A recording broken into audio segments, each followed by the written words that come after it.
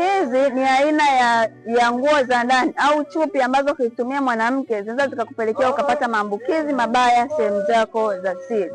Kitu cha kwanza au nguo ya kwanza ambayo unakuta wanawake wengi wanatumia, unakuta ni nguo ameitumia kwa muda mrefu sana bila kuifua, au unakuwa na tabia kurudia chupi zako hauzifui vizuri, unazirundika. Kwa hiyo unajikuta kwamba wale bakteria wanazidi kujizalisha. Kwa hiyo unajikuta unatumia chupi, mwisho wa siku unakuwa unapata miwasho, unapata harufu, unapata fungus. Kwa jitahidi sana kuweka nguo zako sehemu nzuri. Lakini pia chupi nyingine ni ile ambayo hauianiki juani. Wewe ukimaliza kujisafisha, unakuwa unaanika ndani au unakuwa unaivundika nguo ya ndani moja kwa moja. Kwa hiyo jitahidi kuanika nguo yako juani kwa ajili ya kuua wale bakteria wabaya sehemu zako za siri, lakini pia kukuepusha na infection. Na ikiwa ni mwanamke ambaye unasumbuliwa na changamoto ya infection, umetumia dawa nyingi hujapata matokeo mazuri, kuna vitu hujakubali kurekebisha.